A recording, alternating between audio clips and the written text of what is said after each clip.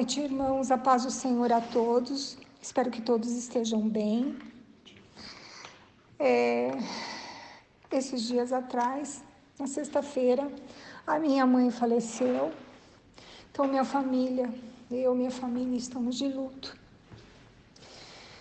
E é sobre esse assunto que eu vou falar, o luto. Bom, é uma situação onde todos nós vamos passar na vida.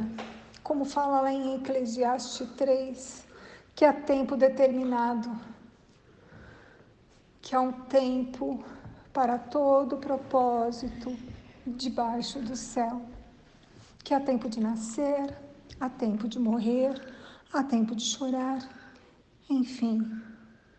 A perda de um ente querido é uma fase das mais difíceis de nossas vidas. E cada um tem uma reação em um processo de luto diferente, sendo cristão ou não. É um momento onde expressamos nossos sentimentos pela perda desse ente querido, onde que traz a dor, traz o sofrimento. Deus conhece a nossa dor, o nosso sofrimento, essa separação, que podemos dizer de luto, essa separação, porque Ele mesmo sofreu. Quando seu Filho Jesus morreu em nosso lugar. Mas pela graça de Deus, Cristo venceu a morte e nos deu a chance de termos a salvação. Como fala em Romanos 6:23, porque o salário do pecado é a morte, mas é o dom gratuito de Deus e a vida eterna por Cristo nosso Senhor Jesus. Bom, para expressar esses sentimentos, Jesus, ele também chorou. E isso é retratado na Bíblia em 3 situações.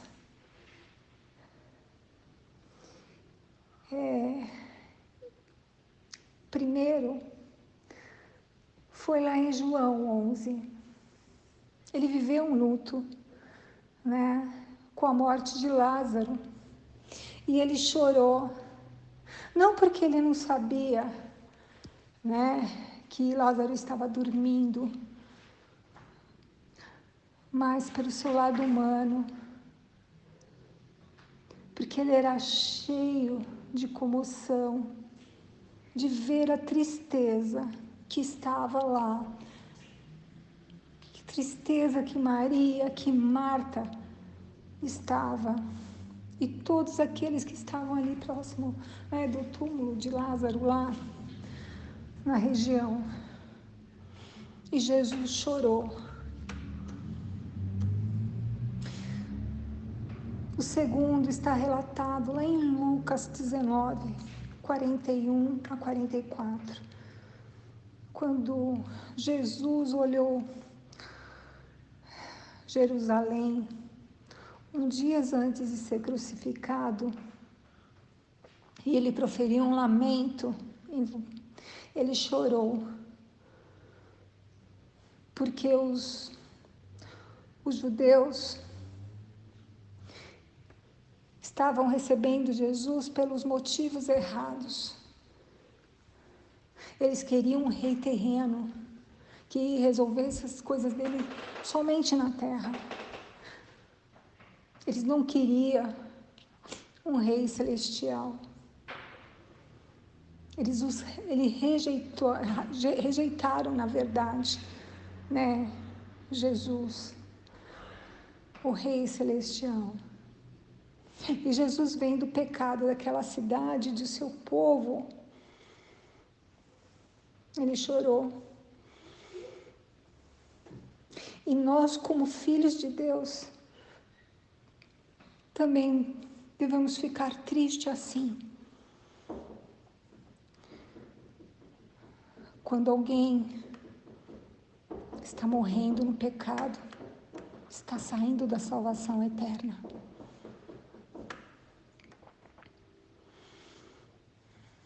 Daqueles que vivem na cegueira, que não querem andar na obediência, debaixo das mãos de Deus e Jesus. Como mencionei, né, lá em Romanos 6:23, né, porque o salário do pecado é a morte.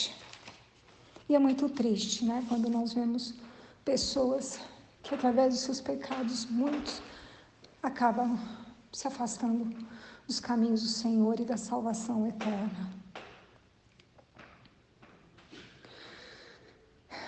E o terceiro foi lá no Getsemane, onde Jesus, para se carregar, né, o fardo do pecado do mundo, né, do seu povo, que ele aceitou carregar essa terrível agonia. Ele chamou o Pai com lágrimas, como descreve lá em Hebreus 5:7, que descreve esse momento. E ele, Jesus, nos dias da sua carne, tomando oferecido como fosse chamado, com forte clamor, em lágrimas, orações e súplica, e como podiam livrar da morte, tendo sido ouvido por causa da sua piedade, que sua agonia, tão intensa, que aspergiu sangue pelo seu suor, né, como relata em Lucas 22:44. Mas esse choro foi respondido pelo Pai.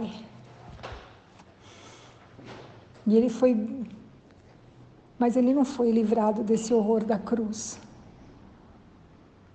Ele ressuscitou, mas antes passou pelo processo da tristeza, da agonia, do seu próprio luto. Além de Deus estar vivendo o seu luto, Jesus também estava vivendo vários lutos, né?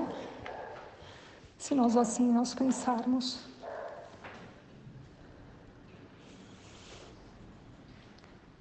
Mas aí ele passou por uma fase. Ele foi ressuscitado dentre os mortos. Isso nós vemos em Lucas, que descreve a crucificação, né? Lucas, acho que 23, e Lucas 24 descreve a ressurreição do nosso amado Jesus. Então Deus viveu o propósito do luto. Acho que no mesmo dia ele estava vivendo vários lutos, né?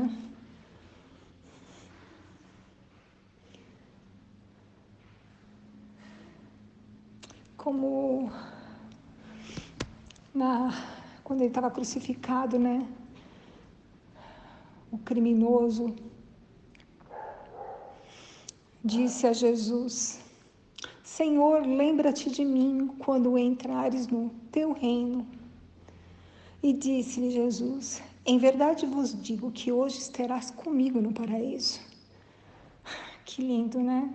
E olha, imagina, o criminoso estava vivendo a primeira esperança da salvação,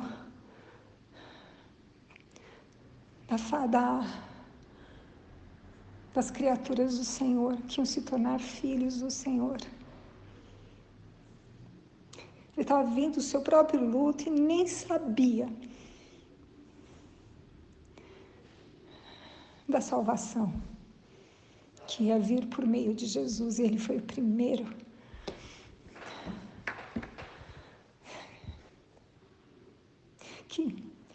E Deus, Jesus, nos deixou essa esperança, essa promessa. Então nós temos que ter a confiança na sua palavra para enfrentarmos esse momento muito triste. que através da palavra dele, ele nos dá o refrigério. Como eu postei, o que me traz refrigério da morte da minha mãe, é que eu sei que ela está com o Senhor, porque ela aceitou Jesus verdadeiramente. E claro, né, a gente não quer ver ninguém sofrer, de ter o egoísmo, né, de ver alguém sofrer. E eu sei que agora ela está sem dores. E isso me traz o refrigério.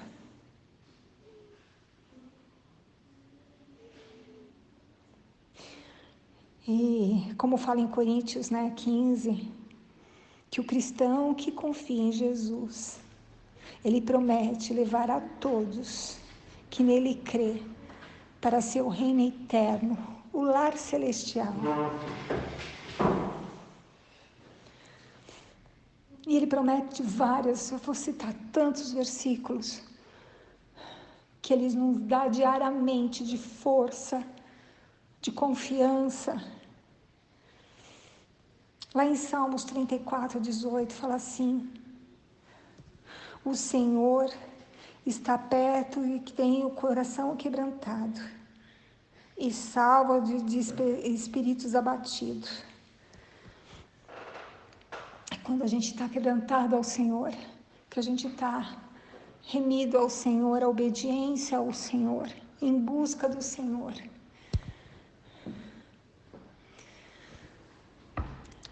Eu tive lendo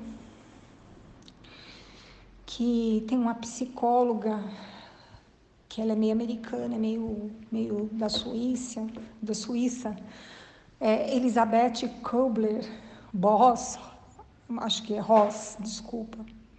Ela foi a pioneira e ela se dedicou a sua carreira inteira em estudar as reações emocionais,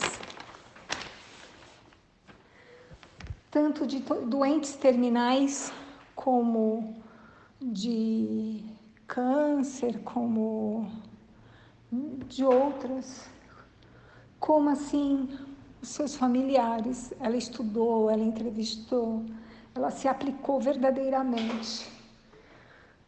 E o objetivo que ela tinha era humanizar o tratamento desses pacientes e de seus familiares, para educar a nova geração, tanto de médicos da área, né? Enfim, farmacêuticos, educá-los para eles abraçarem essas pessoas que estão passando por esses momentos difíceis, né? De doença, de morte. E ela escreveu um livro em 1969 que fala sobre a morte, morrer, enfim, ela relata nesse livro que o ser humano passa por 5 estágios, por 5 fases. A primeira é a negação, de não acreditar, de negar o acontecido, o falecimento do ente querido. A segunda é a raiva, é a angústia, desespero, medo, culpa e frustração. A terceira é a barganha ou negociação. A pessoa tenta negociar consigo mesma ou com Deus, na tentativa desesperada de aliviar a sua dor. Com diversos pensamentos, como assim, se eu tivesse feito dessa maneira ou daquela maneira, ou se eu não tivesse. A quarta é a depressão, é a fase mais intensa do luto, que pode ser prolongada por semanas, por meses.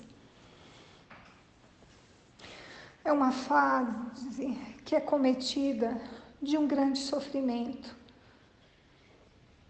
onde repensa decisões,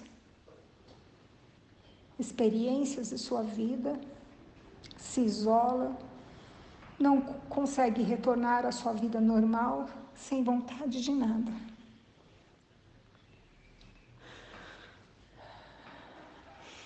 Há pessoas que saem dessa fase com mais facilidades, mas outras não.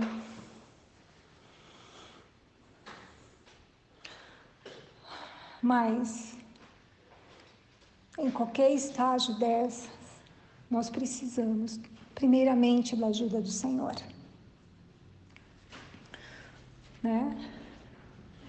Ajuda de pessoas, gente querida, de irmãos em Cristo, para nos ajudar, para nos amparar, e muitas vezes de psicólogos. Há em estágios mais graves, além de psicólogos, de medicações. Mas chega-se no 5º estágio, que é a aceitação, onde o sentimento da angústia que sentem passam a ter uma sensação de paz interior. Mas isso não significa esquecer do ente querido. É simplesmente aprender a lidar com a falta. De vez em quando vai vir a saudade, né? Que vai mexer com nossas emoções quando nós pensamos, né? Essa pessoa vem na nossa mente, esse ente querido vem na nossa mente. Ela vai nos dar uma emoção de saudade. Podemos até chorar.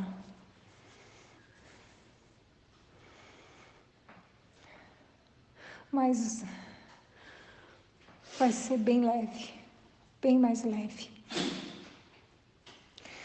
Como falei, que uma coisa é certa, em todas essas etapas, mesmo que seja diferente para algumas pessoas, né, porque não é todas que passam pelo mesmo processo, ou de maneiras diferentes, ou de como fala, com uma atenção maior ou menor, né? Também depende da proximidade em tudo isso, né? Se leva a isso. Mas todas, a diferença de como nós vamos passar é de como nós estamos na presença do Senhor. Tem uma grande diferença nestas fases. Porque Ele é o nosso refúgio, é o nosso consolo, é a nossa esperança, Ele é tudo. Como se eu for citar vários versículos aqui, imensos, mas eu separei mais um, que Ele nos orienta. Está lá em Tessalonicenses 4:13, que fala assim: irmão, não queremos que vocês sejam ignorantes quanto aos que dormem, mas que não se entristeçam, como os outros que não têm esperança. É isso que nos traz o acalento de quando chegar a hora, porque Deus tem o controle de todas as coisas, Ele sabe a hora certa de todas as coisas acontecerem na nossa vida, de bênção, na hora também da partida. Ele está no controle e Ele sabe como Ele vai conduzir cada um, mas isso vai nos fortalecer grandiosamente. Nós estamos fortalecidos na presença do Senhor. Isso não quer dizer que nós não vamos sentir, que nós não vamos entristecer, que nós não vamos ficar abatidos, né?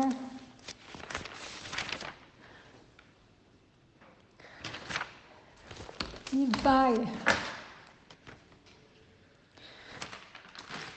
vai acontecer.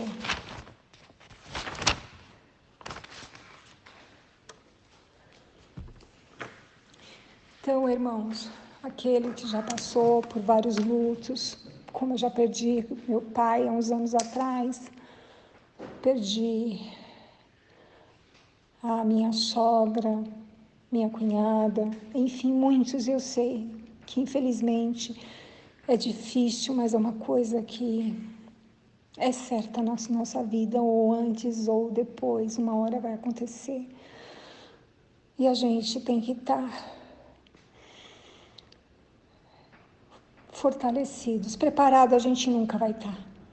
Por mesmo que nosso ente querido esteja numa situação de uma doença grave ou terminal, ou então com uma idade avançada, a gente nunca está preparado. A gente pode estar mais ou menos preparado, né? Quando o Senhor nos traz as palavras que vai consolando o nosso coração, daquelas palavras que estão no nosso coração, né? Que fala: conhecereis a verdade vos libertará. É uma verdade. Traz um consolo muito grande, é o que vem me sustentando.